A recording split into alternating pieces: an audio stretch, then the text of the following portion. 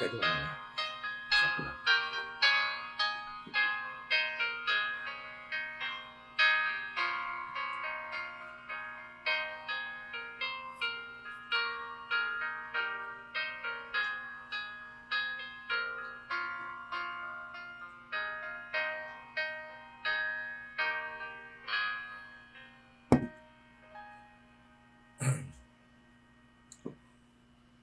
Magandang gabi po sa lahat. At muli mag-aaral po tayo ng Bible. At pauna ko po, salamat muli sa pag-join nyo sa ating Bible study.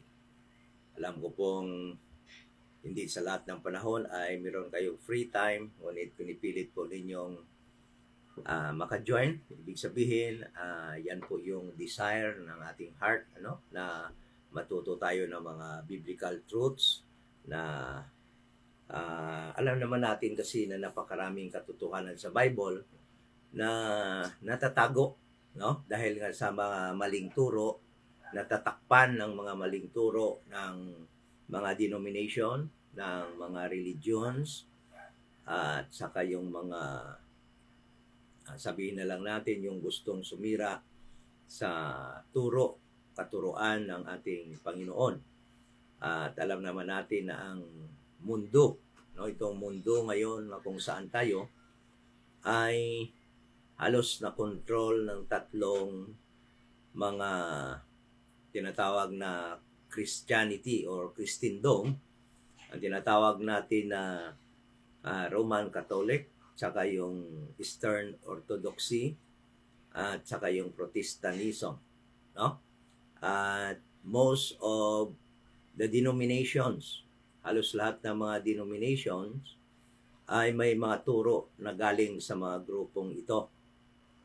At dahil nga sila yung pinakamatagal na, at isa na yung mga turo na yan na nakuha ng mga denomination din galing sa tatlong malalaking grupo na ito ng religions, ay yung ordinances ng Lord's Supper, at saka yung tawag dyan sa Katoliko ay Eucharist, ano? Yung mga isa yon sa mga sacraments nila. At alam naman natin na sa Katoliko marami silang sacraments. At isa na yung baptism at saka Lord's Supper. At alam naman natin na yung iba na mga denomination, Protestantism, ay hindi agree doon sa iba.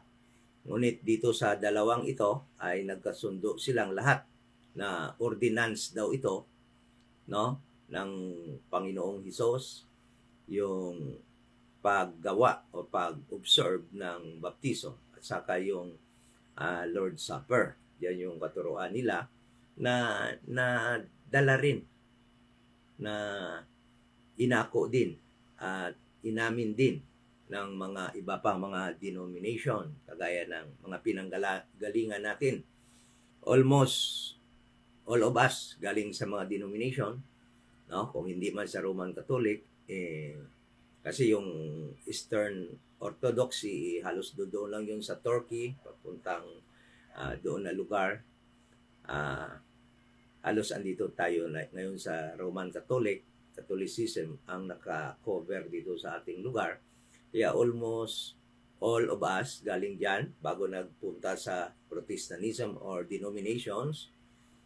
Halos doon tayo galing lahat. At alam naman natin na yung dalawang yan, baptism, water baptism, at saka yung Lord's Supper, ay talagang tinuturo yan as ordinansa daw. So, sa pag-aaral natin ngayon ay ating titingnan yung ordinansa, yung ordinance, ang word na ordinance, upang ating pag-aralan kung talaga bang ordinance ito ng ating Panginoon sa panahong ito ng dispensation of grace, or kahit na doon sa panahon na sinabi niya ito, nung mangyari ito doon sa final niya na pag-participate or pag-observe ng Last Supper, no? Kaya tinawag yun na Last Supper or Lord's Supper kasi yan yung huling pagkain ng pag-observe ng Passover meal ng ating Panginoong Jesus Christ. Dahil pagka umaga niyan, mamamatay na nga siya. Okay? Papatay na siya. Ibibigay na niya yung kanyang sarili na bayad, no? Sa mga kasalanan for many, para sa marami at that moment of time. And later, it will be revealed to Paul na sa pag-start ng dispensation of the grace of God, na yung kanya palang kamatayan ay may magiging payment for all. Umpisa sa Acts chapter 9, pag-save niya kay Paul. Yun po yung biblical na katotohanan. So, without so much ado, alam ko po na karamihan sa inyo, kahit na sa mga friends natin at sa mga regular natin, mga kapatid talaga natin na nagjo-join sa atin palagi, yung pinakahihintay nyo po na i-discuss natin ay yung 1 Corinthians chapter 11. Dahil doon nga nasabi, doon ito na-mention, na ang pag-observe, no? Na doon makikita ito na ang taga-Korinto nag-observe ng Lord's Supper. Tawag doon si Paul.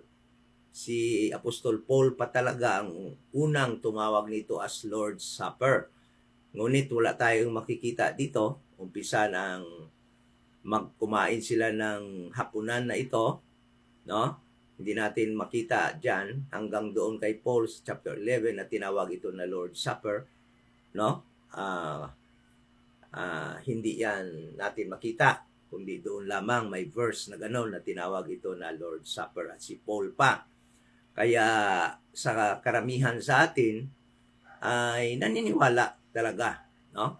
At nagbibilieve na yung church, the body of Christ, ay kailangan mag-observe or obligated mag-observe ng Lord's Supper dahil nga doon sa 1 Corinthians chapter 11. Okay?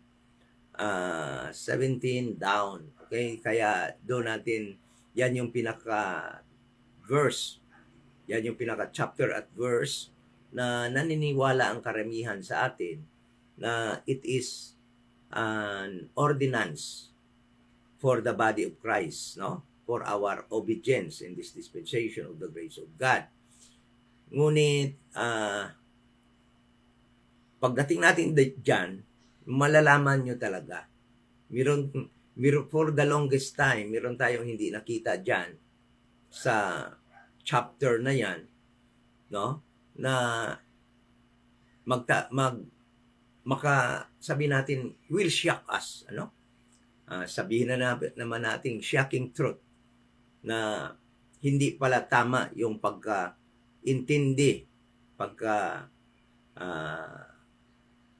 kuha o pagka-understand ng karamihan sa mga sinasabi ni Paul, dahil nga doon lang sila nakakonsentrate doon sa mga verses na yon na sinasabi na ni Paul yung mga ipagtapat sa kanya ni Jesus Christ with regard to that evening na nangyari yung Lord's Supper, ano? Back sa kanyang doon sa Matthew chapter 26, sa Mark chapter 14 at sa Luke chapter 22. Kasi sa John, hindi na-mention yan gaano sa John. Kaya titingnan natin yan. Pagdating doon, hintayin nyo yan. Kasi ibig sabihin ko, I encourage you to join me until dumating tayo doon sa 1 Corinthians chapter 11 upang makita talaga natin kung bakit hindi pala yan dapat natin i-observe. No? So, bibigyan ko na kayo ng clue, hindi ang body ni Christ dapat mag-observe. But, syempre, dahil nga hindi nyo pa nakita yung reason, pwede pa kayong pwede nyong mag-argue, pwede kayong stay muna sa inyong belief na pwede pala. Okay? But, pagdating natin doon, you must decide. Because, doing that actually is, sabihin ko sa inyo, it is heretical. Ang pag-observe ng Lord's Supper. Okay? So, bago po tayo mag-umpisa, ay mag-pray po muna tayo. Ama na banal, sa muli nagpapasalamat kami sa iyong kabutihan sa amin. At alam namin na yung kabutihan na yan ay hindi umaalis. Kasi yan ang iyong asal, yan ang iyong karakter. Salamat sa iyong pagmamahal sa amin na despite sa aming pagkamalapasin, pagka-unfaithful dyan sa iyo, ikaw ay nanatiling faithful sa amin. Hindi mo kami pinabayaan. Patuloy ang pag-supply sa aming mga material na kailangan, pagkain, hangin, bahay na matutulugan, mga damit na aming may susuot, mga gastusin na kailangan naming gastusin upang ma-meet ang aming mga pangangailangan habang kami ay naghihintay ng panahon na pagkuha mo sa amin through rapture sa pamamagitan ng iyong corporate rapture upang dalhin kami dyan sa aming eternal destination sa third heaven. Salamat sa mga kapatid na walang sawang sumusubaybay sa online Bible study na ito. At yan po ang dasal ko na sana ay mag-grow ang bawat isa sa kanilang faith bilang mga saved, mag-grow in grace, na hindi po kami manatili kung ano yung aming kalagayan spiritually noong kami ay hindi pa ligtas.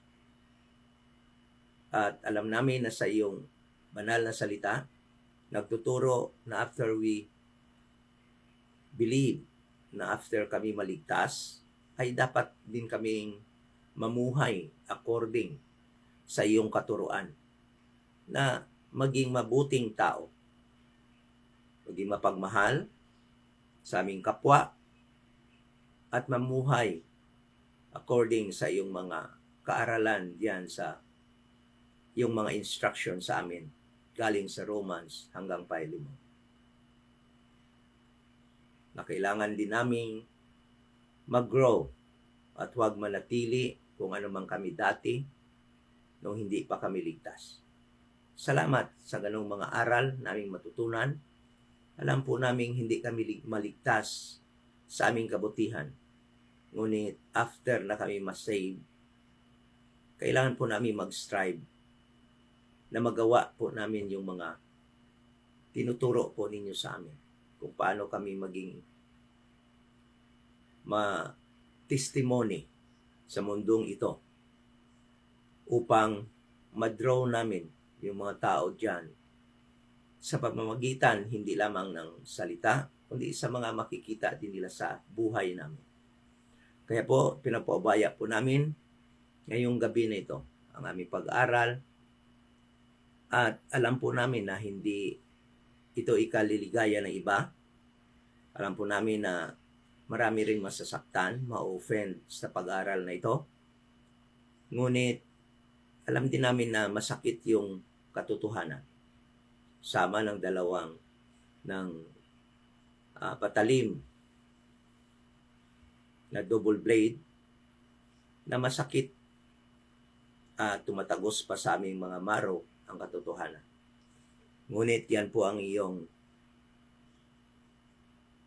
gusto, na yung salita ay may turo regardless kung sino man ang tatamaan. Ang importante po ay may turo ang katotohanan. For the longest time, yan po ang natutunan ng mga tao, members ng mga denomination, na dapat po kaming mag-observe ng Lord's Supper. Napakaganda kung titingnan. Parang wala namang masama. Ngunit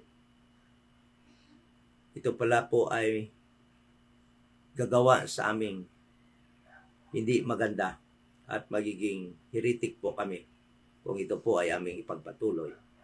At sana po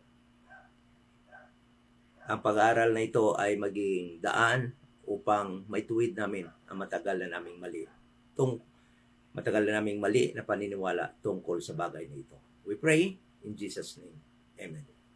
So, ngayon po ay bago po tayo dumating doon siguro sa pinaka-final na yan ng ating series of studies, yung 1 Corinthians chapter 11, na yung pinaka-chapter kung saan naniniwala ang lahat na kailangan natin mag-observe ng Lord's Supper sa panahon na ito, ay kailangan po natin muna maliwanagan sa maraming mga issues, sa maraming mga bagay-bagay, upang po magkaroon tayo ng kaliwanagan pagdating na datin doon. So kagabi ating napag-aralan yung kung saan ba kailan nag-originate itong Lord's Supper. At napag-aralan din natin kagabi kung ano yung isang purpose, kung bakit ito ipinagtapat ni Jesus Christ, no? Ang sa kanyang mga apostles sa panahon na yon, at kung bakit lang at kung sino lang yung kasama niya nung mangyari po ito at sinabihan niya ng mga bagay na ito. Pinagtapatan niya ng mga bagay na ito. Okay?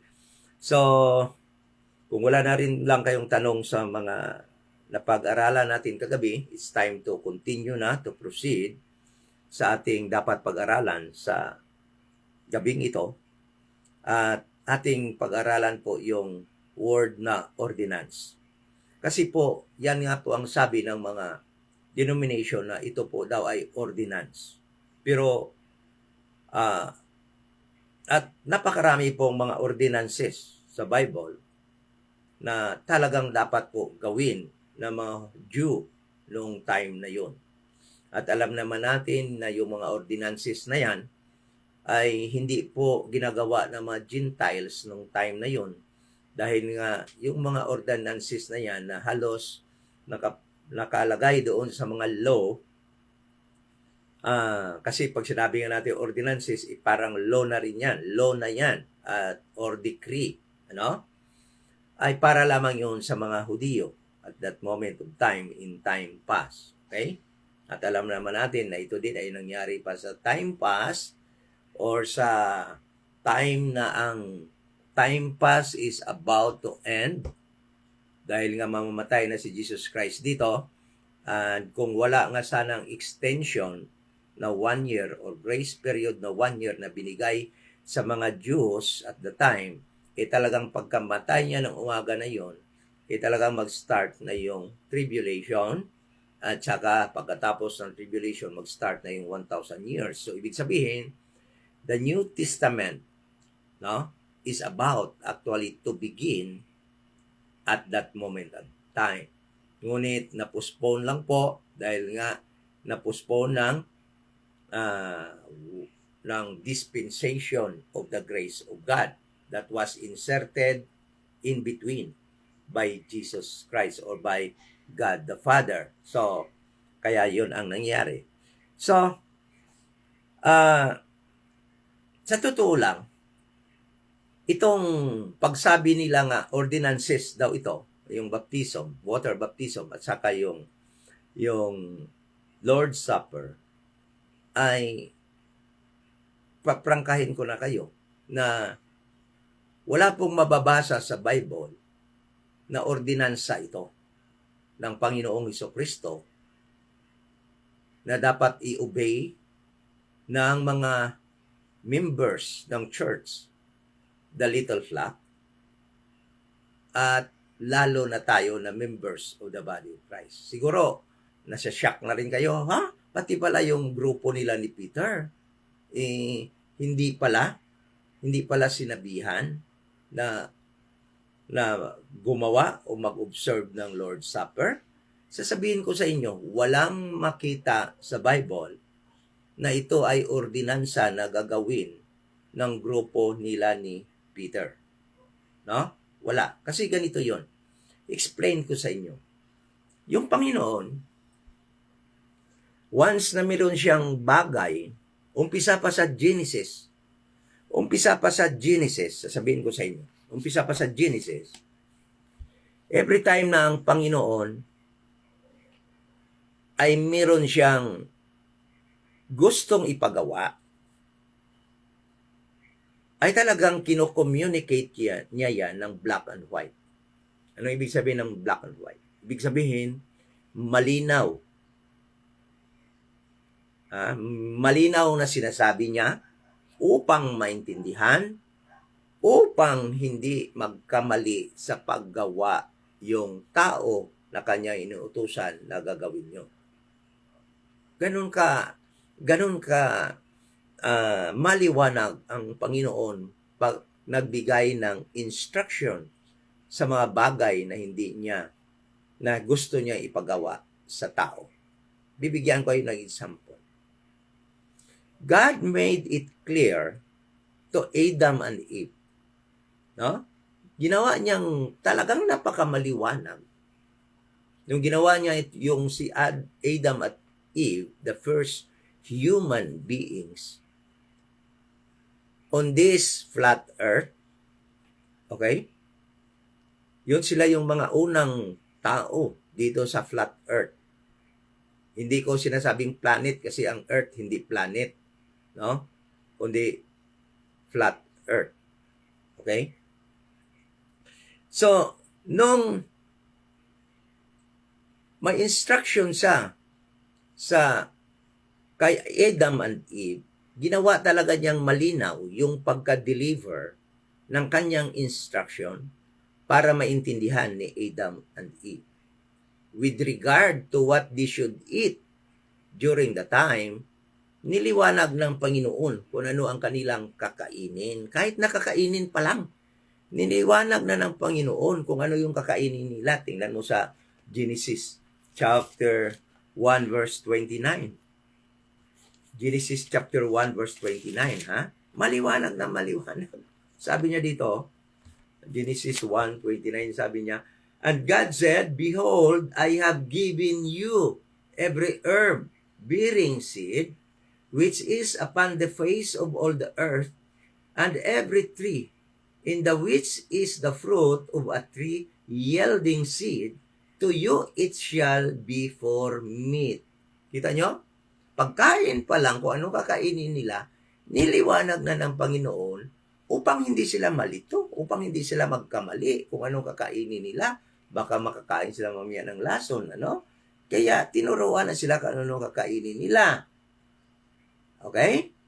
So, at God also made it clear to Adam and Eve kung ano yung hindi nila dapat gawin. Okay? Ano yung hindi nila dapat gawin? Sabi dito sa Genesis chapter 2 verse 15, sabi dito, "And the Lord God took man and put him into the garden of Eden to dress it and to keep it." That is their work, to dress and to keep the garden of Eden while they were there. "And the Lord God commanded the man, saying, Of every tree of the garden thou mayest freely eat." Mga fruit of tree, pwede lang kainin. "But of the tree of the knowledge of good and evil thou shalt not eat of it, for in the day thou shalt eat thereof, thou shalt surely die." So, yun, napakaliwanag na instruction ng Panginoon kung ano yung gagawin nila, pagkain pa lang, at yung hindi nila gagawin. Okay? Nung time ni Noah, malinaw na kino-communicate ng Panginoon kay Noah na magkakaroon ng flood. Di ba? At kailangan niyang gumawa ng ark upang maligtas yung kanilang buhay. At maliwanag na maliwanag kung papaano niya gagawin yung ark. Pati na yung sukat ng haba, pati na yung sukat ng lapad, pati sukat ng taas ng ark, ibinigay lahat kay Noah. Pati na yung mga compartment sa loob, first floor, second floor, kung ilang floor yon, kung gaano kalaki yung mga cubicle na gawin doon, ay sinabi lahat ng Panginoon upang hindi magkamali si Noah at magiging stable yung ark na kahit na napakalaki ng tubig na umapaw sa pinakamataas na bukid ng mundo ay hindi pa rin masisira yung ark. Okay? At sinunod yun ni Noah dahil nga mayroong clear na instruction galing sa Panginoon. How can a person obey God kung hindi klaro yung kanyang instruction? Then, people cannot be blamed kung hindi niya magawa yun, kung walang clear instruction. Kaya, God made it clear pagka siya gumagawa ng instruction na dapat gagawin. Kuha niyo yung ibig ko sabihin? Nung panahon ni Abraham, nung umpisa na yung paggawa niya kay Abraham, nagagawin niyang special people ang seed ni Abraham. Makita natin na Nabigay din siya ng instruction. Sa Genesis chapter 12, sabi niya, umalis ka sa iyong lugar from the land of Ur, the land of Chaldeans, then pumunta ka sa lugar na gagawin at ibigay ko sa iyo. Napakaliwanag na instruction. Kaya, at napakaliwanag ng blessings na matatanggap din ni Abraham, no? When he will obey God. And because of that well-communicated instruction and information and blessings to be received, in case Abraham will obey God, ay talagang nag-obey si Abraham. Dahil nga napaka-clear ng instruction. Nung inutusan niya si Abraham na kanyang isacrifice sa Isaac, napaka-clear na instruction, nag-obey si Abraham. Okay? So, pagdating ni Moses, every time God will make an instruction or give instruction for the obedience of the Jewish people, at sa time na yan, hindi nakasali yung mga Gentiles, dahil nga ito na ang nation Israel, ang chosen people of God, yung kanyang dinidil sa time na ito ay ang lahi na lamang ni Abraham, Isaac at Jacob, ay pag siyang magbigay ng instruction kay Moses, napakaliwanag. Nung tinawag niya si Moses doon sa Midian, doon sa lugar ng kanyang father-in-law, kay Jethro, nung magpakita doon ang angel of the Lord sa burning bush, napakaliwanag ng instruction kung ano ang kanyang dapat gawin. Tumanggi pa si Moses, ngunit hindi naman niya siya pwedeng tumanggi sa Panginoon, at niliwanag, hindi siya pinuwersa talaga ng Panginoon na pwede naman siyang pwersahin, but later on, he was convinced. Dahil yung kanyang mga pangangailangan, isinupply din Panginoon. Medyo hindi siya eloquent, sabi niya, so binigyan siya ng spokesman in the person of Aaron, his older brother. At it was clearly delivered or communicated to him ano yung kanyang gagawin bilang magiging leader ng Jewish people that was in bondage during the time doon sa Egypt. Kaya nag-obey si Moses, bumalik siya doon sa Egypt. At every time and then,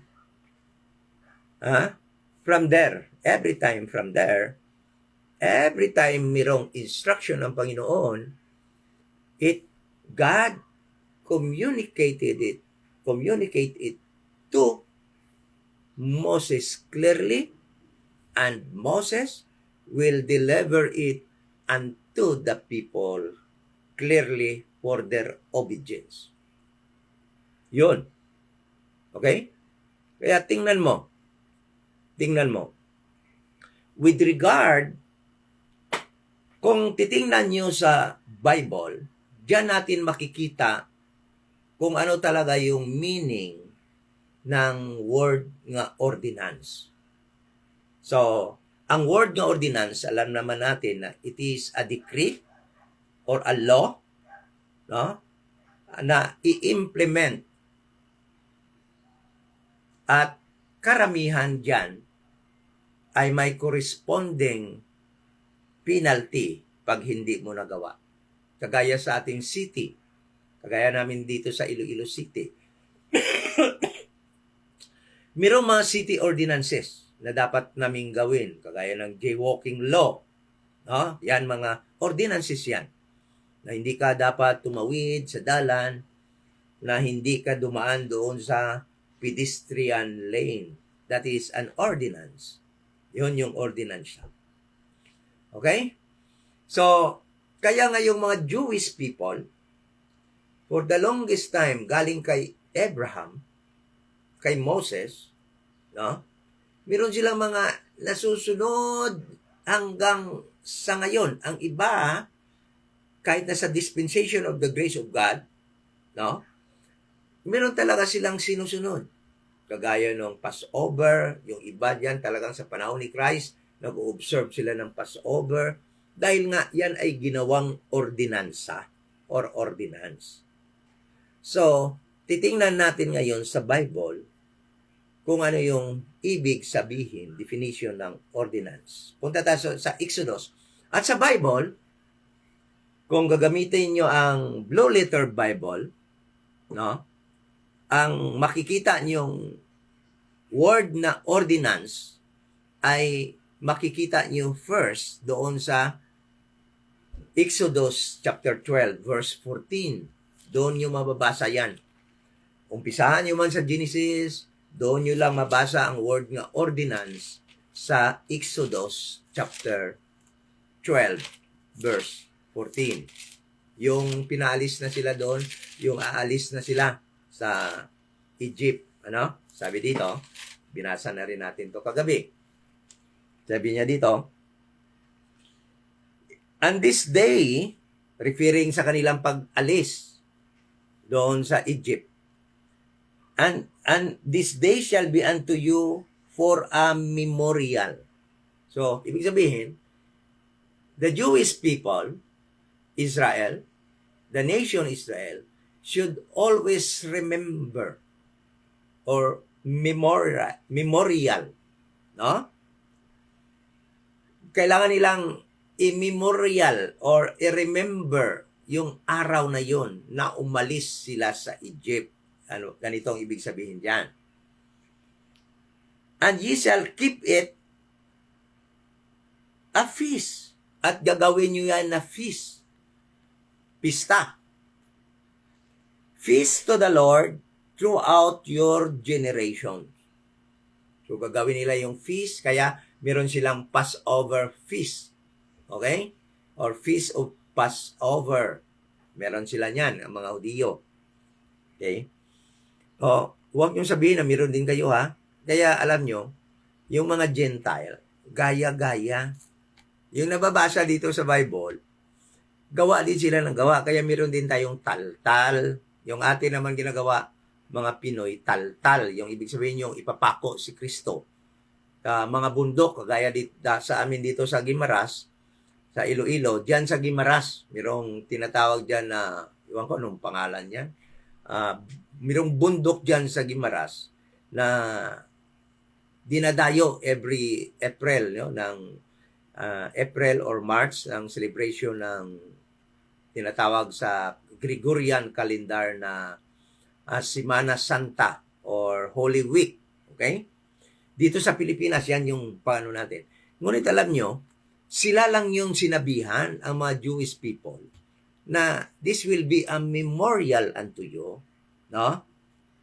And sabi niya dito, and you shall keep a feast to the Lord throughout your generation, throughout their generation. Kailangan nila yang alalahanin at gagawa sila ng pista at pinapangalanan nila yan na Passover feast or Feast of Passover. That is the first feast of the 7 major feasts God instructed to the Jewish people to observe. Okay? So, sabi niya dito, ye shall keep it a feast by an ordinance. Okay, nakuha nyo na? Nakita nyo ng word ordinance? So, gagawa sila ng pista, feast, Passover feast, by an ordinance. Ibig sabihin, it will be included in their law. Magpapasa sila ng law, laye, national law nila. Kaya si Moses noon, as a leader, gumawa siya ng law. Kaya yung sa Exodus, yung Book of the Covenant, ando doon lahat yun. No? Kasama doon yun na yung Feast of the Passover, Feast of the Unleavened Bread, Feast of First Fruit, Feast of Pentecost, Feast of Trumpet, Feast of Atonement, and Feast of Tabernacle should be observed. Ginawan talaga nila yun ng ordinance. An ordinance should be, sa atin ngayon, pag may ordinance, it should be passed by the local government sa city council kung andyan ka sa city. Kung national ordinance, kailangan papasa sa Congress at papasa sa Senado. Ito, dahil si Moses noon, ang leader nila, at yung kasama nila mga, wala na tayong makita dito na meron sila noon na hindi pa na-establish yung Jewish Council nila dati, kundi parang one-man rule dati ito, si Moses yung leader nila, gumawa si Moses ng libro. Tinawag doon, Book of the Covenant. And naniniwala ako na yung Book of the Covenant na yon, na kung saan na sinusunod nila na law of the Lord ay yung first book of the Bible, the Torah, or the first 5 book of the Bible, the Pentateuch. Ito yun, yung ginawa ni Moses, sinulat. Kasi wala naman ibang book na makita pa. No? Ito lang, na-integrate na yung book na covenant na yon na ginawa ni Moses, at ito yung first 5 books. Yung si Moses ang author. Okay? So, kailangan talaga nila gumawa ng ordinance kasi ganito yun eh. Pag sinabi lang, this is for you a memorial. Pwedeng bukas lang o makalawa, after 10 years, makakalimutan na nila. Kasi memorial lang eh. Kailangan mo lang alalahanin na minsan ay lumabas kayo sa Egypt. Alam nyo. Bigyan ko yun ng example. Alam nyo ba na yung mga nangyari ng martial law, iba nagsabi masama yung martial law, no? Iba naman sinasabi na hindi.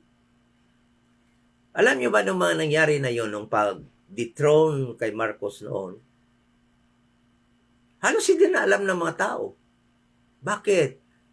Yung memore ng tao, habang nagpapalit-palit ng mga generation, nawawala yon.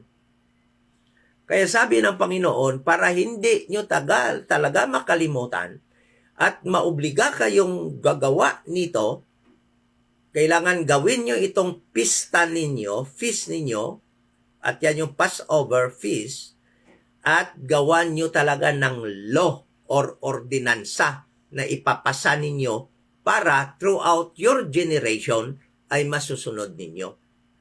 Yan yon kaimportante ang ordinance. Okay? Ganon kaimportante yung ordinance na sinasabi.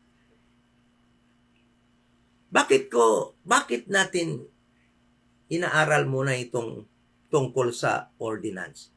Kasi nga, sabi daw nila, ordinance daw ito ng Panginoong Jesucristo. Ang isali na natin yung water baptism at Lord's Supper. No? Yung pinag-aralan natin ngayon, yung Lord's Supper. Kasi alam naman ninyo na naituro ko na yung water baptism. Hindi na yan kailangan ngayon sa dispensation of the grace of God. Napakarami nating video yon na nagpapatunay. So itong ordinance na to, sabi nila, saan? Tatanungin ko kayo ngayon. Kung ordinansa ito, dahil kung kailangan talagang gagawin ito, talaga dapat pinasulat at ginawan ito ng ordinansa ng Panginoon, kagaya nitong Passover feast para sa Israel, na sila lang ang dapat niyan mag-observe dahil kanilang ordinansa ngayon, law ngayon ng Israel, nation Israel. Lahat ng Gentile during the time, lahat ng nation na Gentile, hindi nag-o-observe niyan ng Passover. Wala namang significance sa kanila yan. Ha? At that moment of time. Hindi pa, ngayon na lang natin naintindihan yan. Nung talagang ibinigay ni Jesus Christ yung sarili niya, kung ano yung significance. Nung Passover na in-observe nila noon nang wala pa si Kristo, hindi pa nabuhay si Kristo. Hindi natin maintindihan yun ng mga Gentiles. At hindi nag-o-observe ang lahat ng Gentile nation during that time. Because it is an ordinance under the law, national law, that was given by God unto Moses to be practiced and observed by the nation Israel. Paano mag-observe? Ikaw, pwede ka ba mag-observe ng mga laws ng ibang nation? Ha? Kung ando doon ka, mag-proselyte ka o magiging ano ka doon, halimbawa, ando doon ka, nagiging tourist ka doon, yes, you must. Dahil kung hindi, baka hulihin ka doon. You must follow the rules. No? But, at the time, walang Gentile na nation na sumusunod niyan. But, kinukuha natin yung kahalagahan ng word na ordinance upang maintindihan natin kung paano natin i-obey yung ordinance. Sa ating local code na ginawa ng ating mahal na senador na si Nini Pimentel, yung may mga rules na pwede lamang gagawin sa local government code, no? Local government code natin, no? At may mga power na dapat gawin ng city, ang sa governor, at ang sa national government. At makikita natin sa local government, most of them are tinatawag yan na ordinances. At talagang kung sa ilalim ka ng yang lugar na yan, kung ano yung ordinansa dyan, you are obliged to obey or else you will be fined or you will meet the penalty corresponding to that ordinances. Okay? Ganun ka-importante ang ordinances. Okay? So, titingnan mo. Tingnan natin. Yung time ni Moses, yung mga ordinansa na yon,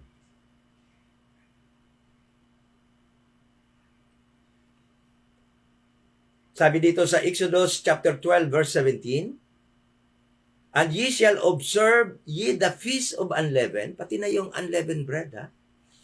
Lahat na yung 7 feasts na yan. For in this self-same day have I brought you your armies out of the land of Egypt. Therefore shall ye observe this day in your generations by an ordinance. Okay? Yon. Siguro naman naliwanagan na natin kung ano yung ordinance. At alam nyo naman kung ano yung nagiging dahilan ng downfall ng nation Israel, dahil nga yung mga ordinances na ito at mga covenants na ito ay kanilang hinding sinunod. Kaya many times, kung hindi nila masunod ito, yung mga corresponding penalties ay nakukuha nila or binibigay ng Panginoon sa kanila. Kasama na doon yung ilang beses sila na conquer ng ibang nation. Kaya pag tumawag naman sila sa Panginoon, pinadalahan sila ng mga judges, so panahon ng judges. Di ba? Napunta sila ng Babylon because of these ordinances. Kasi ganun katindi ang ordinansa pag hindi mo nasunod. May kaakibat na kaparusahan. Kaya ko niliwanag sa inyo yung ordinansa dahil nga titingnan natin mamaya kung totoo ba yan na itong Lord's Supper ay ordinansa ito. Kasi kung ordinansa ito, ay nako, dapat talaga natin gagawin ito dahil baka mapinalize tayo. Dahil nga kung ordinansa ito, may nakakibat itong kaparusahan pag hindi mo nasunod. Okay? So, ngayon pupunta tayo. Hopefully, na intindihan na ninyo kung ano yung ordinansa. So, pupunta tayo ngayon doon sa Luke chapter 22.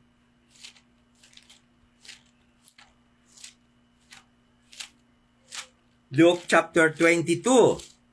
Kasi dito mababasa natin yan.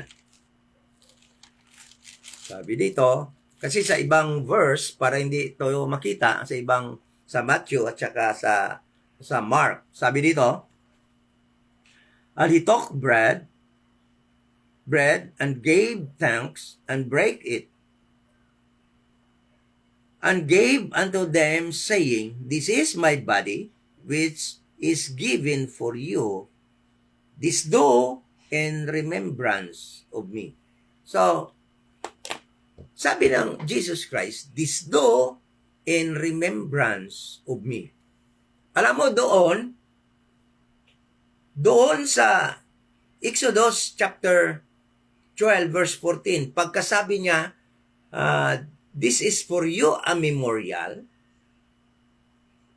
para maalala nyo, possibly,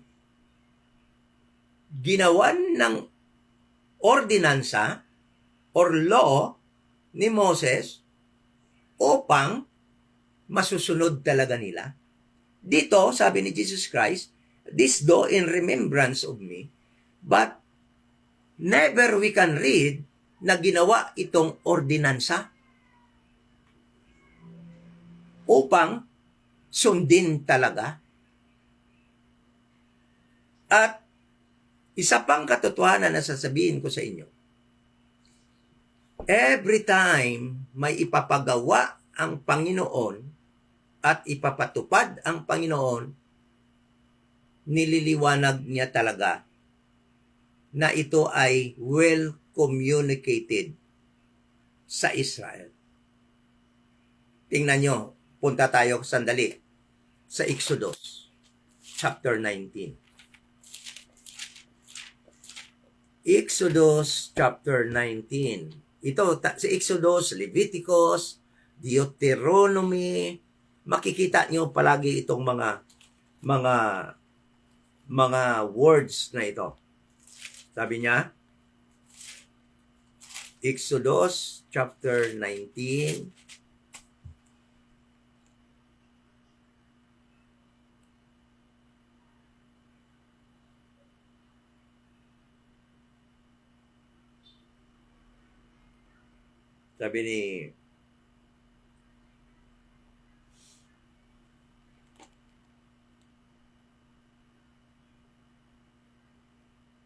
Sabi ng Panginoon,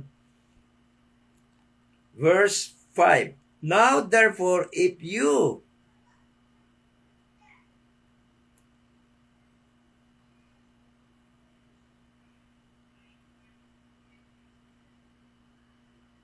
verse 3, and Moses went up unto God, 19 verse 3,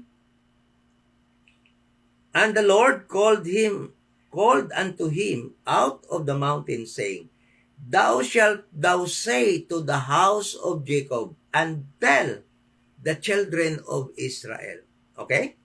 Every time God wanted to communicate something for the obedience of the Jewish people or of the people, kasi doon wala pa sa Genesis pa lang, 1 hanggang chapter 11, every time doon na hindi pa mga Hudiyo yon, every time na gusto mai-communicate ang God at ipapagawa, talagang kino-communicate niya yon ng loud and clear, black and white, sa mga tao noon upang maganda ang pagkatupad. Okay? Ngayon, sa Jewish people, sabi niya, thou shalt say to the house of Jacob and tell the children of Israel, ye have seen what I did unto the Egyptian. So, pinapasabi talaga ng God. Sino nagsasabi? Si Moses ang nagsasabi na kung anong ipapagawa niya sa mga Hudiyo. Thou shalt say, okay? Sabi niya dito, and Moses, verse 7, and Moses, verse 5, now therefore, if ye will obey my voice indeed, and keep my covenant, then ye shall be a peculiar treasure unto me, above all people, for all the earth is mine. And ye shall be unto me a kingdom of priests, and an holy nation. These are the words which thou shalt speak unto the children of Israel. Ano? Yung gusto niyang iparating sa tao, sa children of Israel, na dapat niyang ipagawa, ay talagang pinapasabi niya, nililiwanag ng Panginoon, at sinisigurado ng Panginoon na makakarating sa tao na dapat sumunod. Kaya nilinaw niya ito kay Moses. Sabi niya, and ye shall be unto me a kingdom of priests and a holy nation. These are the words which thou shalt speak unto the children of Israel. So anong gagawin ni Moses? Bilang mediator during the time. And Moses came and called for the elders of the people and laid before their faces all these words which the Lord commanded him. Talagang nilay down ni Moses, inisa-isa sa kanila, kinommunicate ni Moses ng magandang pagka-deliver upang maintindihan ng mga tao yung kanilang obligasyon, yung dapat nilang gawin. Upang, kung hindi nila magawa yon, talagang responsible sila, accountable sila, because it was well communicated unto them, and they agreed with the Lord. Nag-agree sila. Kaya sabi nga dito, and all the people answered together and said, all that the Lord hath spoken, we will do. Sabi niya, lahat ng sinabi ng Panginoon, gagawin namin. Kasi naintindihan nila, it was clearly delivered unto them by Moses. Hindi naman sila magsabi na lahat ng sabihin ng Panginoon, gagawin namin kung hindi nila naintindihan. Okay? So, bibigyan ko pa kayo ng example.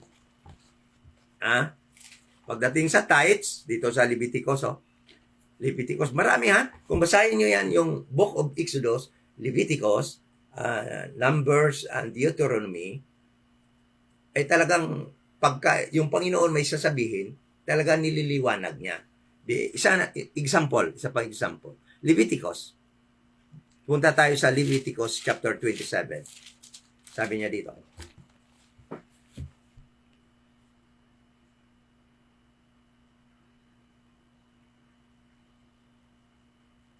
Sabi niya dito,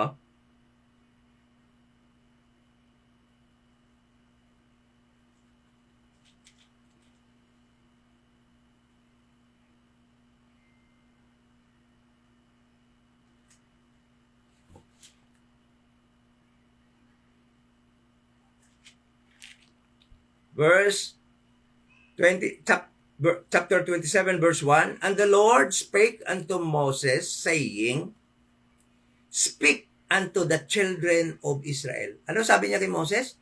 Meron siyang gusto iparating sa children of Israel, sa lahi ni Jacob, sa nation Israel. Sabi niya, speak unto the children of Israel.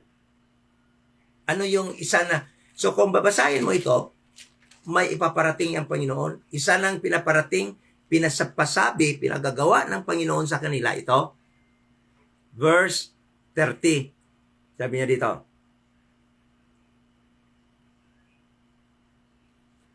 and all the tithe of the land whether of the seed of the land or of the fruit of the tree, is the Lord's. It is holy unto the Lord.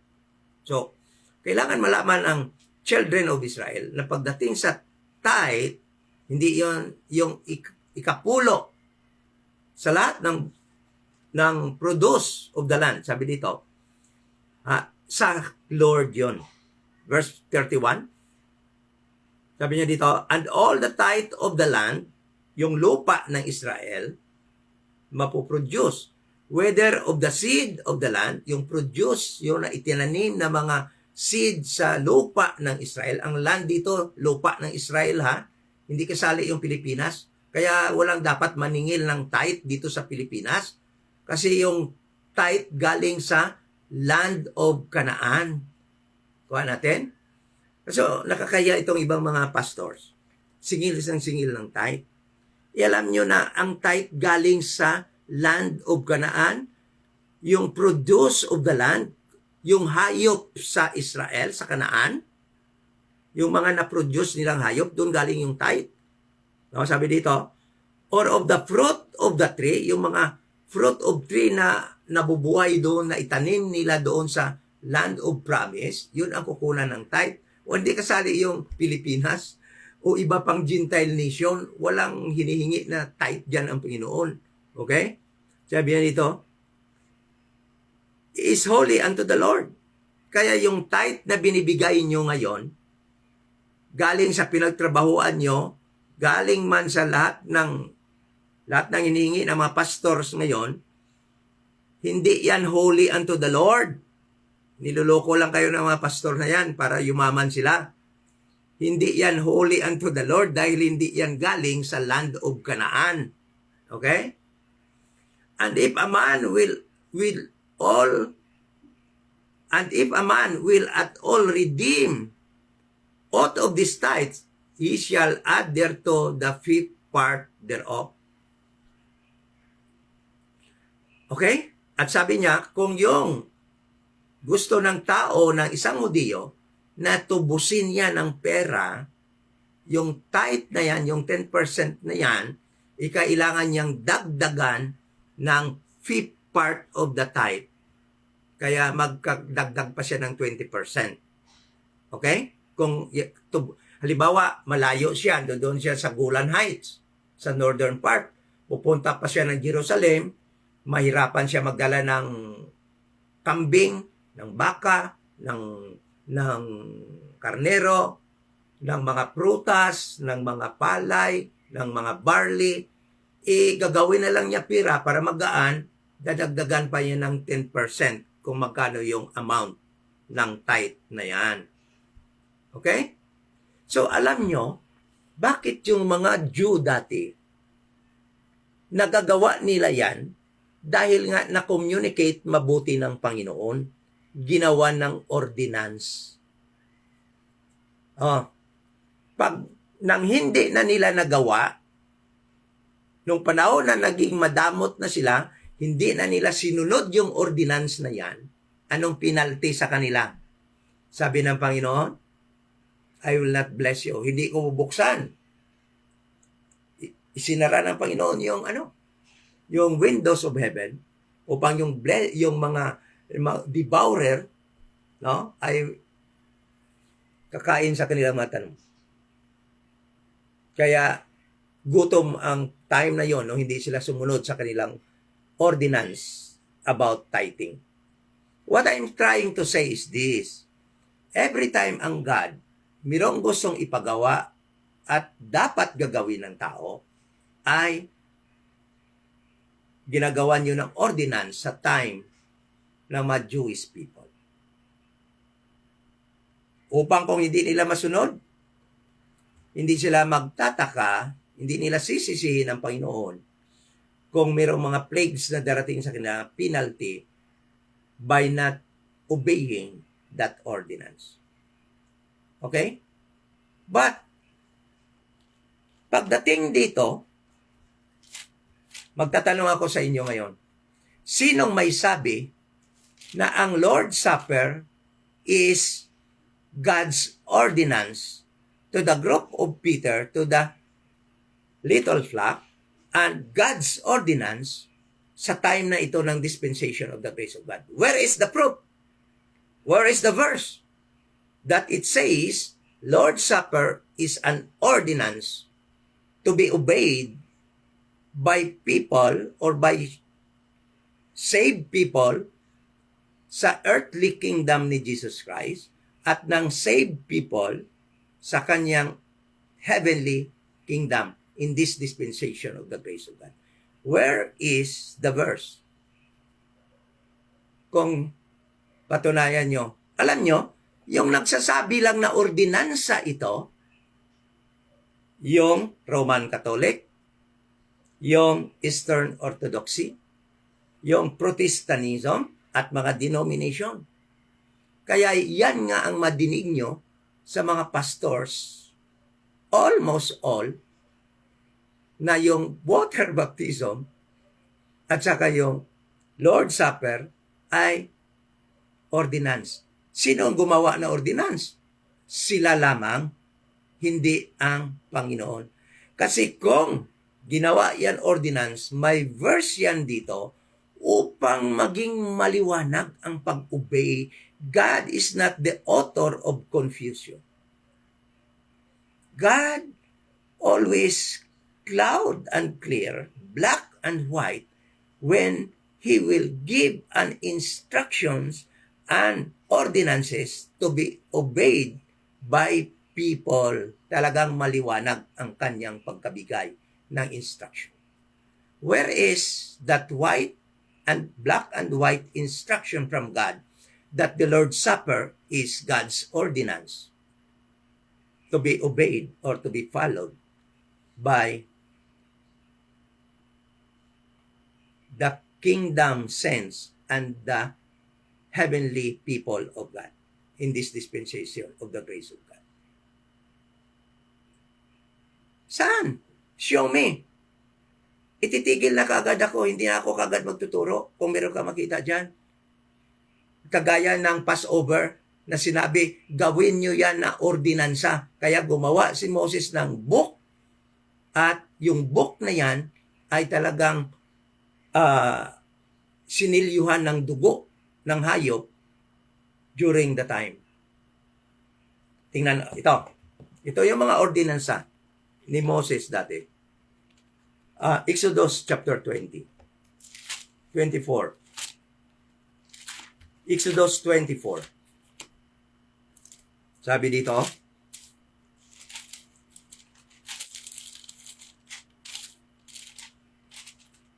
verse 8.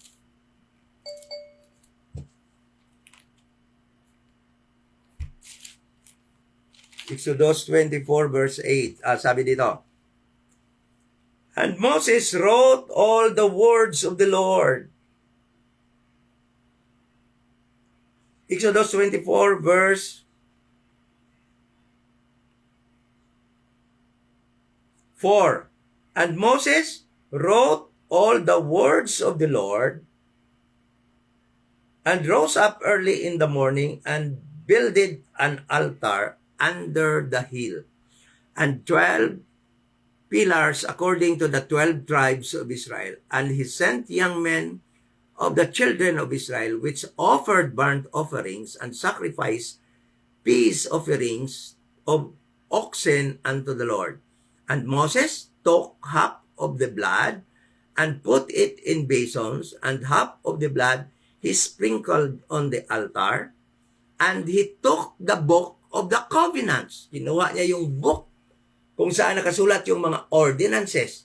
Ando doon yung mga covenants and ordinances. Then sabi niya dito, and he took the book of the covenant and read in the audience of the people. And they said, all that the Lord hath said will we do, and be obedient. And Moses took the blood of and sprinkled it on the people, and said, behold, the blood of the covenant which the Lord hath made with you concerning all these words. Saan? Saan yung verse na nagsasabi, gumawa ang Panginoon ng ordinance na ang Lord's Supper ay ginawang ordinance ng Panginoon. Yung may gawa-gawa lang yan, sa nasabi ko na, Roman Catholic, Eastern Orthodoxy, lahat ng mga religions, lahat Protestantism, denominations, including Baptist, kung saan ako nang galing, kasi yun din nadidinig ko doon. Yan daw isa sa mga ordinansa. But we cannot find from the King James Bible na ginawa ng Panginoon yan na ordinansa ang Lord's Supper. But we can read. Ito yung mababasa natin. Go back to Luke chapter 22. Luke chapter 22. Sabi niya dito,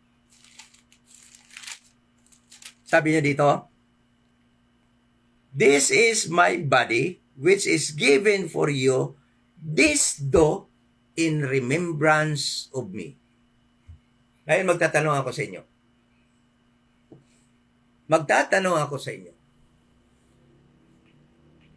Pagka ikaw ay nawalan ng tama ng pag-iisip or something happen in your brain, nawala yung memory mo, how can you remember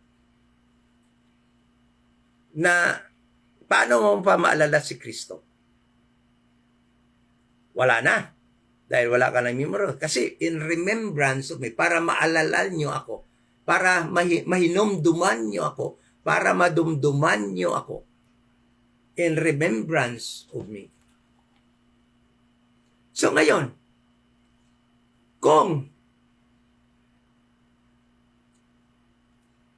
yung mga tao, assuming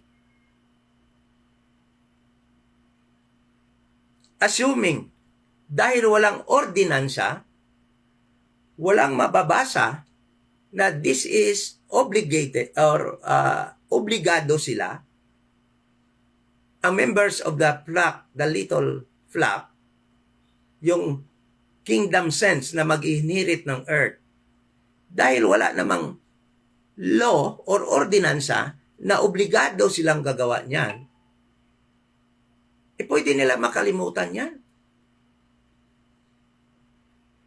Paano na halimbawa kung namatay na sila ni Peter, hindi na sila makaalala. Wala na yung 12 persons minus Judas 11 na present during the time.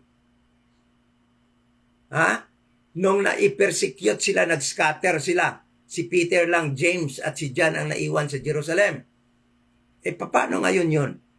Kung hindi nila naituro yun sa iba. Dahil wala pa nga na-complete ang Bible noon. Paano sila maka-observe ng Lord's Supper? Dahil wala nga naman silang ordinansa. Pwedeng hindi nila magawa yon. At kung hindi nila magawa yon, wala namang corresponding penalty. Wala namang sinasabi dyan. May nabasa ba tayo dito na kung hindi natin magawa yan, na kung hindi yan magawa nila ni Peter, meron silang penalty? Meron bang corresponding? Meaning, wala dahil hindi nga yan ordinansa. Hindi yan ordinansa ng Panginoon ang Lord's Supper na obligado na gagawin. Kasi ang ordinansa, kung nasa ilalim ka niyan, kagaya nila ni Peter, lahat ng mga members nun dapat sa kanilang church, the little flock, ay dapat i-communicate nila yan. Pero wala namang sinabi dito to si Kristo nga, Peter, sasabihin nyo ito, thou shall say this to the members of the little flock. Si Moses dati, ang Panginoon, kung meron siyang gusto ipagawa, sabihin niya kay Moses, Moses, sabihin mo ito sa anak ni Israel, sa mga anak ni Israel, to the Jewish people. Sabihin mo ito, Moses, na kailangan nila mag-celebrate ng Passover festival. Every first day, every 14th day of the first month of Nisan or Abib. Di maliwanag. Kaya nga hanggang time ni Jesus Christ, for the longest time, ginagawa ng Israel kasi mayroong ordinansa. Paano magagawa ito ngayon ng mga sumunod? Walang ordinansa. Ibig sabihin ito, in remembrance of me. Pwede kang hindi na mag-remember. Pwede ka namang, kung nakalimot ka, okay lang kasi wala namang ordinance. Wala namang penalty. Ibig sabihin, hindi yan ordinansa.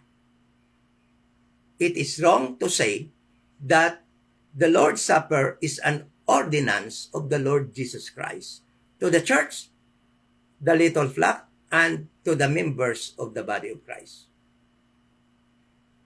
Alam nyo, noong si Paul nagbigay ng ordinansa, niliwanag din niya yun. Kaya mababasa mo sa Book of Corinthians, sabi ni Paul, kasi sa totoo lang, si Paul, ay nagbigay din siya ng ordinansa. At niliwanag niya yun. Hindi kasali doon ang Lord's Supper. Walang ordinansa na binigay si Paul na may Lord's Supper. Darating tayo dyan sa 1 Corinthians chapter 11. Papiliwanag ko sa inyo yan. No? Alam nyo, kung totoo lang yan na ordinance ito, bakit natin hindi sundin? Bakit hindi natin gawin kung talagang ordinansa ito? Di ba? Bakit naman ako magtuturo na hindi yan gawin? Ano naman talaga yung, ano ko talaga, bakit hindi? Pero, be patient hanggang matapos natin ito. Maliwanagan kayo, and you will be blessed na maalis tayo sa wrong belief na ito na naturuan tayo na ito ay ordinansa. As I have said, if it is an ordinance, we are obligated. Because an ordinance is a law, is a decree. It is a decree. Like sa ating mga local government ordinances, sa ating city, sa ating towns, kailangan nating mag-obey. Okay? So,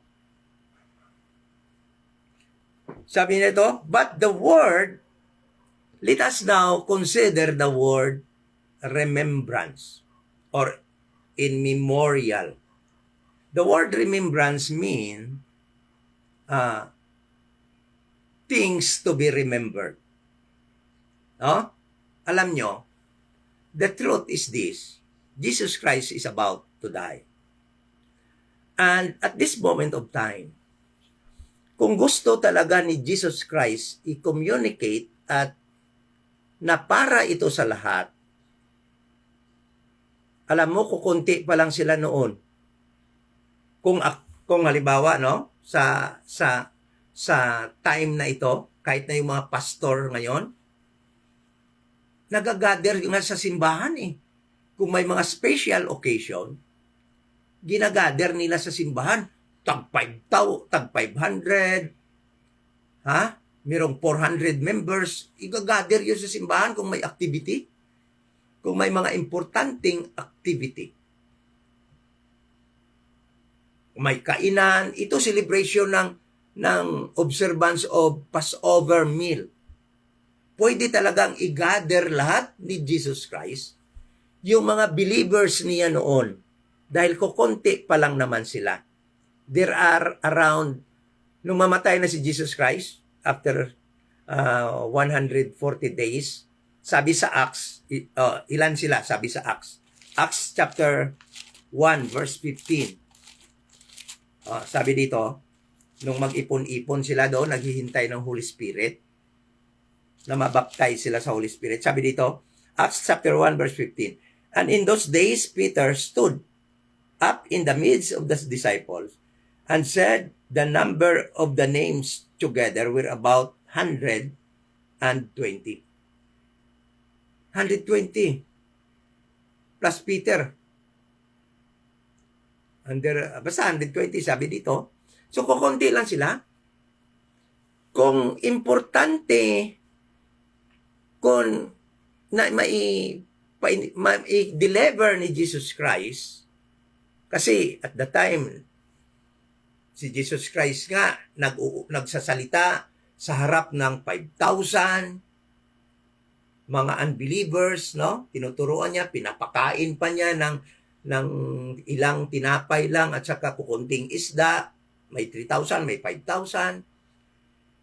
Kung importante ito na malaman ng iba, itong Lord's Supper na ito, bakit hindi na lang niya inipon tong 120 at isinabay doon sa pag-celebrate ng Lord's Supper, ng Passover meal, upang ma-communicate na ng malinaw. But dito, hindi natin makita na inutusan yung 11, except Judas, na ito, do this in remembrance of me, then sasabihin nyo rin doon sa mga tao na gagawin nila ito. Ngunit, sa panahon ni Moses, every time may ipagawa, sabihin ng God kay Moses, Moses, ganito yun, sabihin mo sa mga tao. Then si Moses naman pupunta sa tao, sa mga Hudiyo, sasabihin ni Moses. Dito walang instruction si Jesus Christ na, Peter, kayong 11, sabihin nyo ha, this do in remembrance of me, sabihin nyo sa mga tao, wala. At bakit hindi isinama yung 120 na yan? Kasi alam nyo, this event is very special for Jesus Christ, for His inner circle. Alam nyo, yung earthly ministry ni Jesus Christ, meron din siyang mga inner circle na tao. Yung, kumbaga nga, yung pinakamalapit sa Kanya. Yan yung 12. At sabi niya, tingnan mo sabi ni Jesus Christ, in Luke chapter 22 verse 15, Luke 22 verse 15, sabi niya dito, and He said unto them,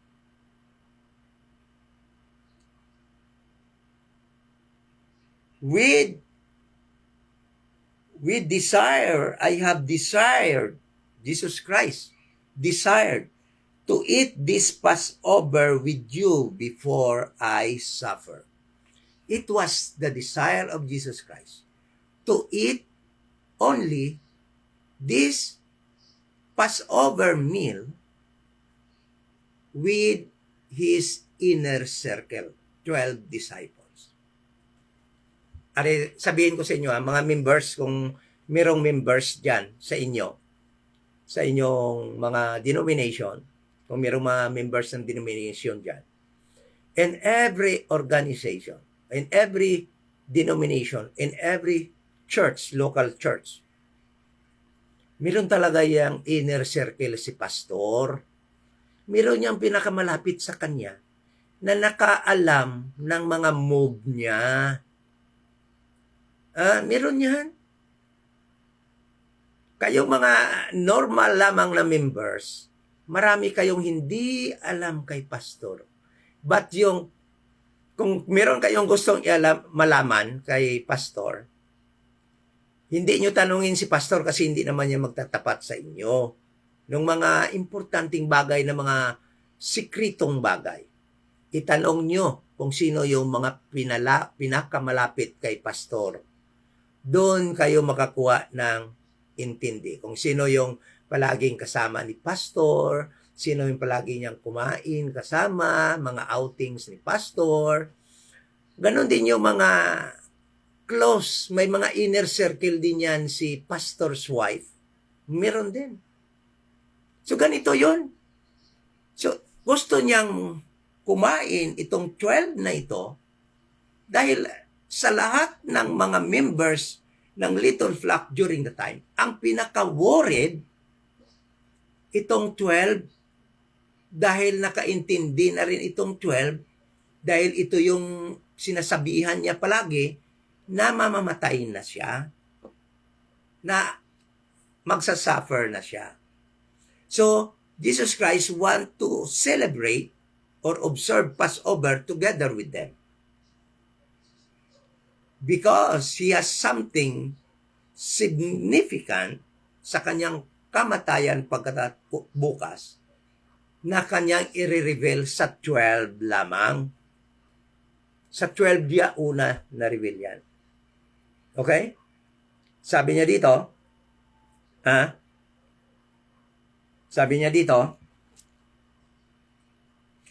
verse 16, "For I say unto you, I will not anymore eat thereof," itong panihapon na ito, itong Passover meal na ito yung tinatawag na Last Supper na ito.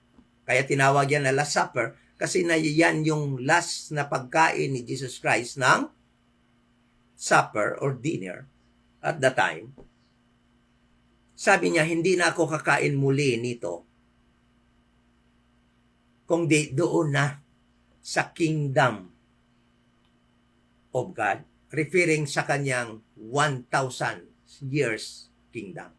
Sabi niya, doon na ako kakain muli nito sa pagdating ng 1,000 years kingdom. Pag-start, alam mo, pag-start ng 1,000 years reign ni Jesus Christ, it is a very great celebration. And these 12 disciples will eat with Him. Makakain ito sa Kanya. Silang 12 magkasamang kakain doon sa Kanyang kingdom. Ulit, doon sila kakain ulit ng, hindi na ito Last Supper doon, actually, but marriage supper of the Lamb. Ito na doon, hindi na ito Last Supper or Lord's Supper, kundi marriage supper of the Lamb. Ibig sabihin, this very event, ang kailangan lamang mag-remember of this very event, alam mo kung sino? These 11 apostles, 12 including Matthias, na ipalit kay Judas. Sila lang yung sinabihan eh. Let us apply sino nagsalita, sino yung sinabihan. Kasi kung dapat gumawa nito, yung members of the little flock, yung mga ordinary member lamang, dapat isinama na lang sila ni Jesus Christ. Kumain itong Lord's Supper na to para maka-observe din sila. And by the way, I will tell you this. Give me a verse from Christ's death na kumain siya ng Lord's Supper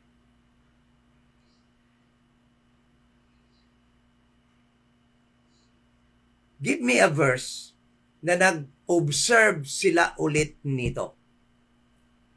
Marami kang mababasa na breaking of bread, but it refers to the common meal. Common meal lang yan. Nung kumain siya, galing sila sa pangisda, yung mga ayaw maniwala sa kanya, kumain siya, it was a common meal. It was not the Lord's Supper na ganito. Nung doon sila sa Acts na nag-break of bread, every day in the temple, breaking bread from house to house, in Acts chapter 2, it was not a Lord's Supper like this, but it was only a common meal. Hindi mo makita na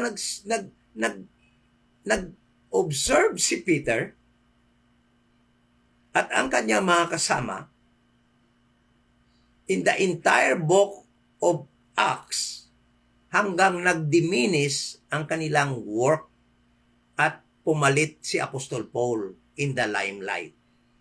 Hindi mo mabasa yan. Nag-observe sila ng Lord's Supper na ganyan. Formally. Hindi. Hindi natin makita na kinommunicate si Peter at ang kanyang mga kasamang disciples, apostles, hindi natin makita na may order o nag-communicate sila sa other members of the little flock na, uy, gumawa kayo ng ganito, kailangan natin i-observe ito, ang Lord's Supper na ito. There was none in the Bible. Kasi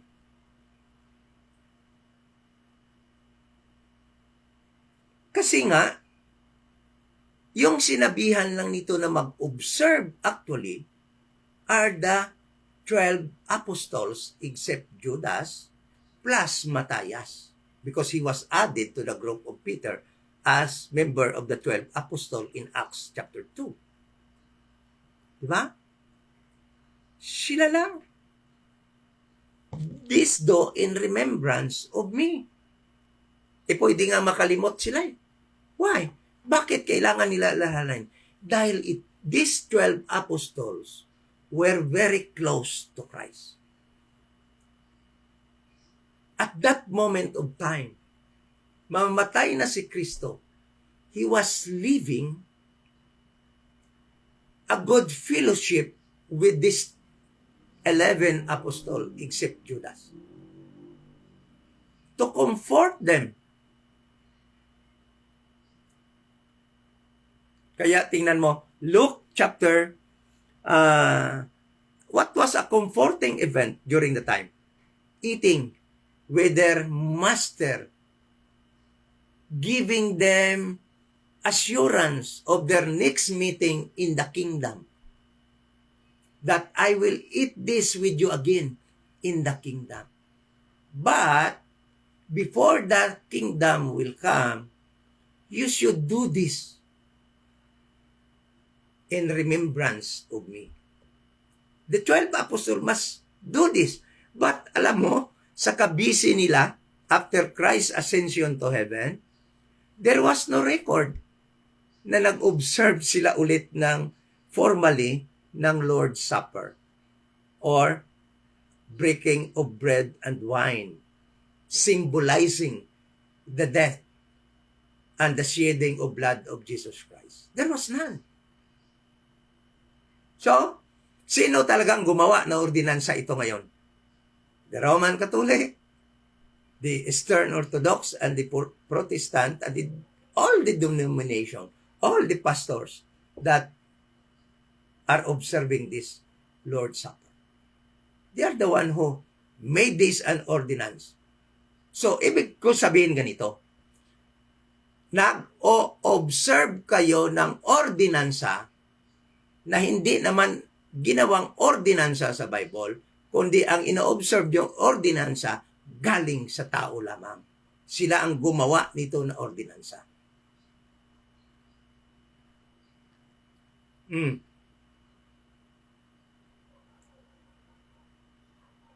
Bakit? Tingnan mo.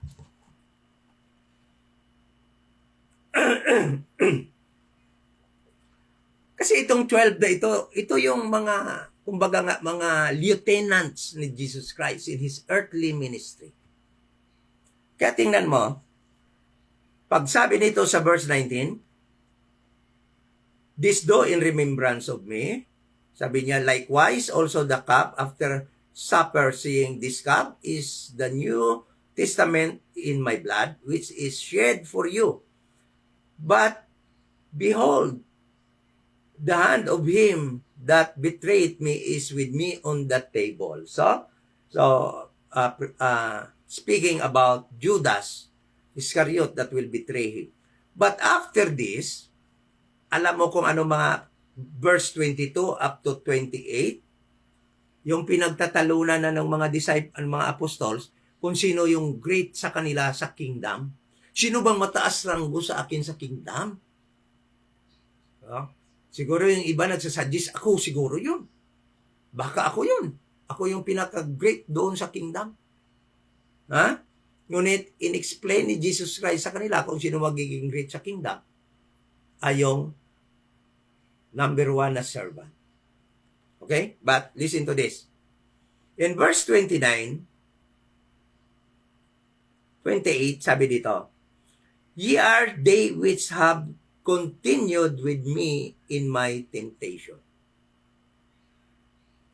Alam nyo, pag sabi ni Jesus Christ, Thou shalt this do in remembrance of me, ano kayang sa isip nila, yung maalala nila noon? His birth, His baptism, His ministry, His miracles na ginawa niya, yun maalala nila kay Jesus Christ.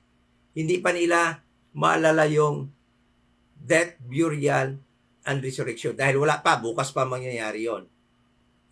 Ngunit, sabi ni Jesus Christ, bakit gusto niya ito makomfort at magkaroon ng magandang time with them in this last meal of his. At sinabihan sila, Ye are they which have continued with me in my temptation. And I appoint unto you a kingdom as my Father hath appointed unto me. Listen to this, verse 30. That ye may eat and drink at my table in my kingdom and sit on thrones judging the 12 tribes of Israel. Sabi niya, kakain kayo sa akin ulit. Kasama ko doon sa kingdom. But while waiting for that kingdom, you have to do the Lord's Supper, to break bread and drink a wine that will symbolize of my body and my blood that will be shed for the New Testament. Para maalala nyo ako lagi. Pag sinabi dito na para thou shalt, you will remember me, they will remember Jesus in the flesh. Okay? They will remember Jesus in the flesh. Kasi doon nila nakilala si Jesus in the flesh. Yun kagad, pag in case na mag-celebrate sila, kakain sila ng 12 na apostles, so mag-break sila ng bread, ganito yung ginawa ni Jesus sa atin, then mag-inom sila ng wine, yung maalala nila, pagkatao ni Jesus, nung mabaptize siya, yung mga miracles niya, Jesus in the flesh. Alam mo ba, sasabihin ko sa inyo, alam nyo ba na hindi applicable sa members of the body of Christ itong verse na ito? This do in remembrance of me. Alam mo ba? Sino yan dyan ang saved sa gospel of the grace of God? Members of the body of Christ. Assuming na lang lahat tayo dito. Kayo din dyan. Alam nyo ba na ang verse na ito, kung ito yung gagamitin mo, na kailangan natin mag-observe ng Lord's Supper so that we can remember Jesus. Alam mo ba na hindi sa iyo applicable yung verse na ito? Bakit?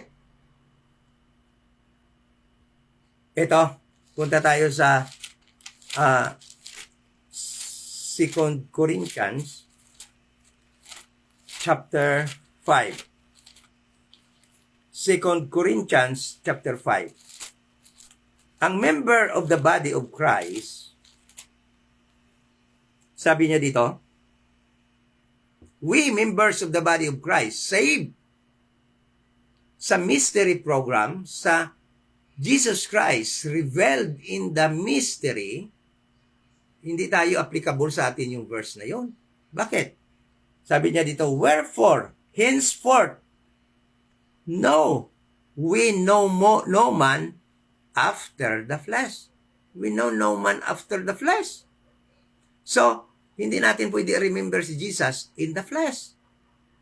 Okay? Yea, though we have known Christ after the flesh, yet now henceforth know we him no more we do not know Jesus after the flesh.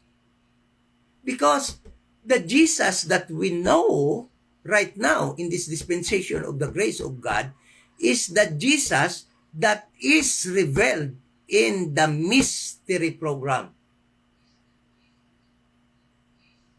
Kuha na natin. So, that verse, firstly, is not to us. It's not applicable to us. This do in remember of me. In remembrance of me.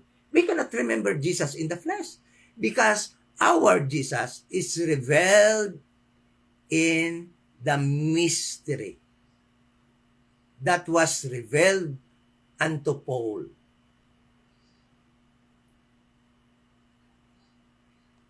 It was only applicable to them, but sino yung present sa kanila? Alam nyo, balik muna tayo sa kaimportante ng tawag dito, ng inner circle.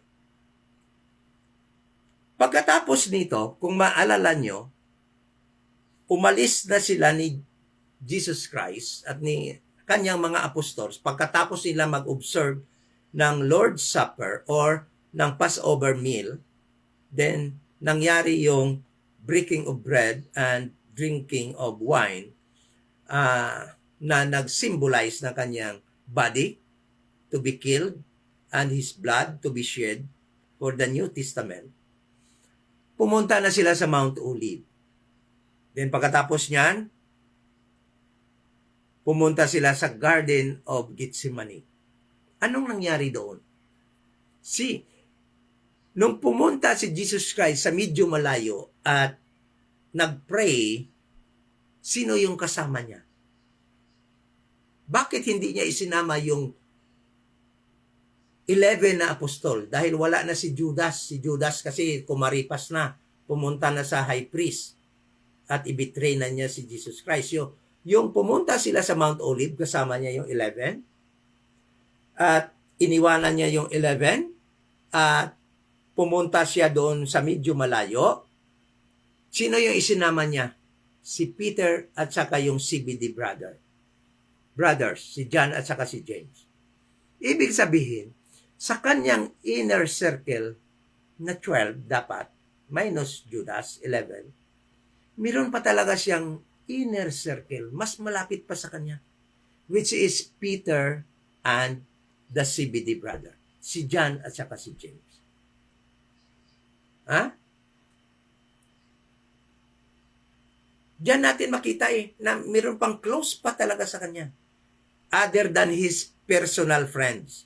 Kasi meron din siyang personal friends noon. Sila ni Martha at ni Mary at saka si Lazarus. The disciple whom Jesus loved. Si Lazarus. Okay? So, during the time, yung sinabihan na mag-observe nito, sila lamang. Walang instruction na sabihin nyo ito sa mga members ng Little Flock na iba, kundi sila lamang. At walang instruction sa mga high priest. Kaya ang mga priest, high priest, sa time doon sa Book of Acts, walang nag-o-observe na high priest na ganito.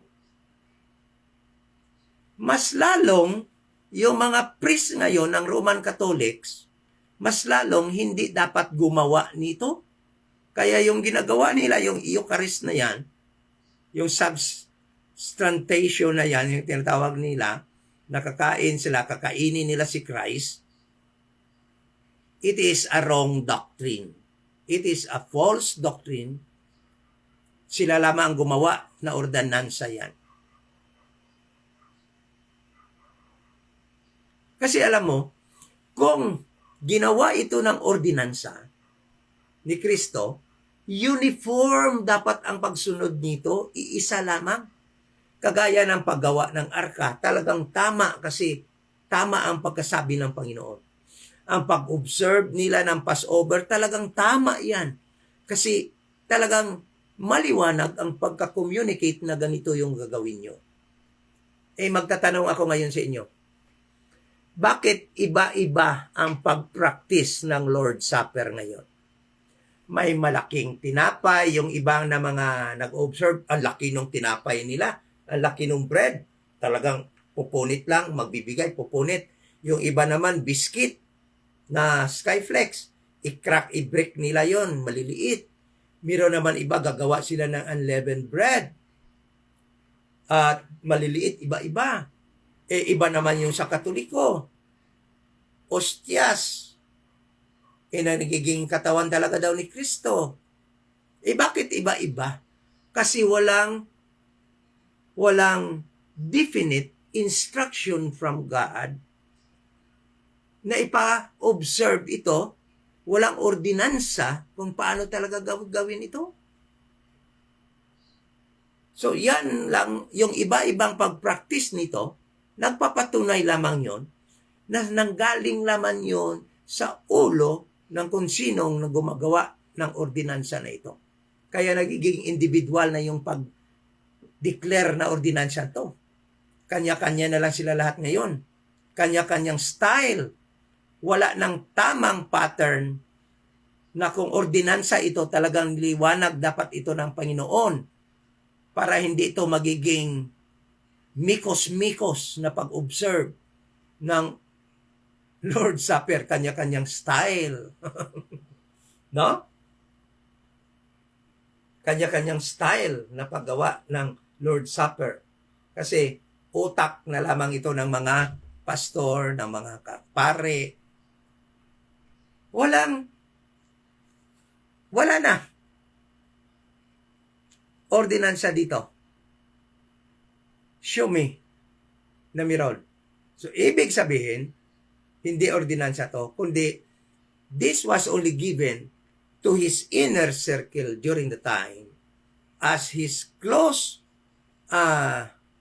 co-workers sa time na yon ni Jesus Christ.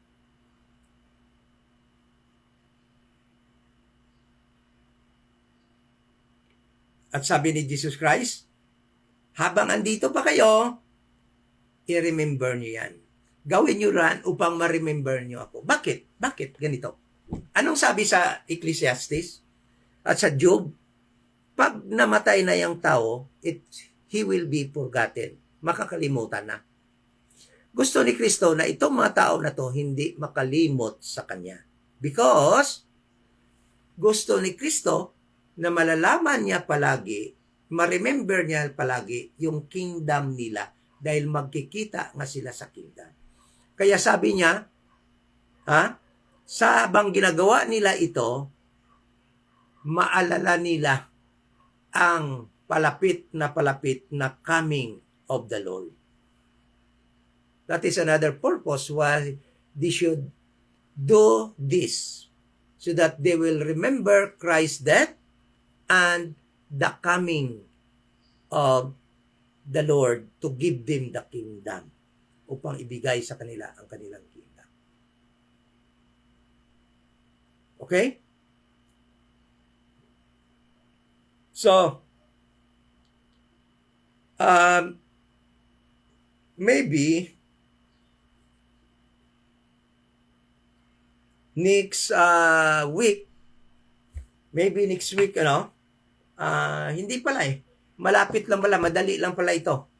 Baka matatapos na tayo next week kasi I had explained na kung ano yung ordinance, yung walang dapat gumawa nito kahit na sila sa church, hindi naman sila inutusan.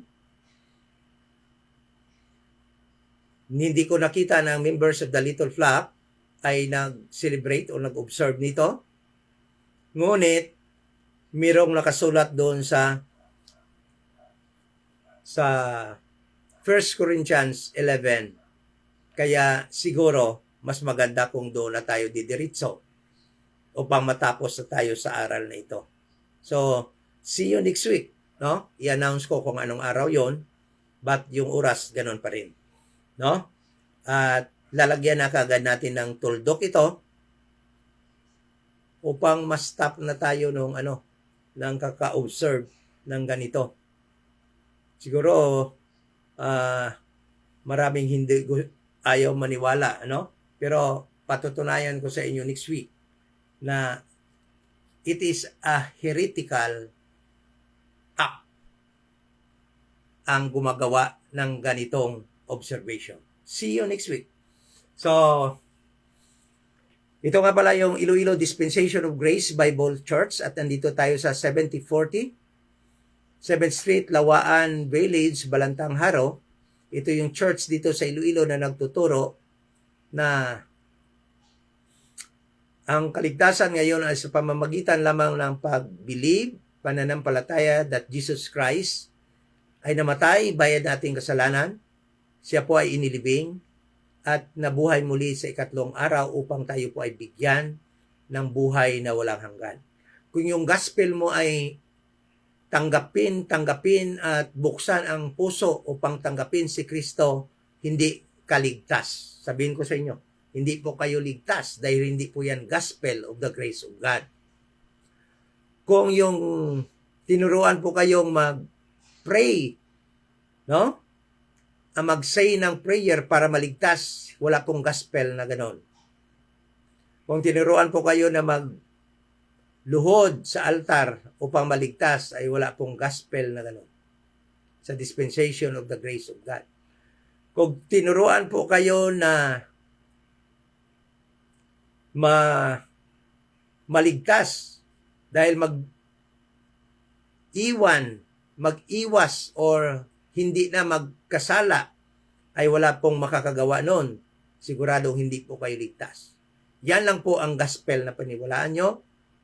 Yan pong si Kristo ay namatay, bayad sa inyong kasalanan, inilibing at nabuhay muli sa pangatlong araw. At mababasa po yan sa 1 Corinthians 15, verse 1, 3 and 4. Yan po natin yan mababasa.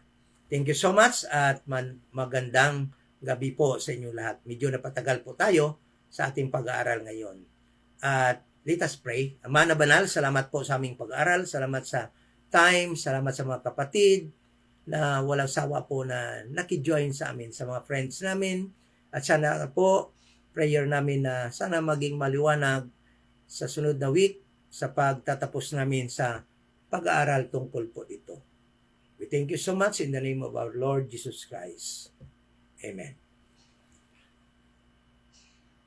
So, titingnan po natin, attorney, Julio Binalis, no, kung may connect natin yan sa John 6:50 to 63, no? Pag-aralan natin, titingnan natin next week.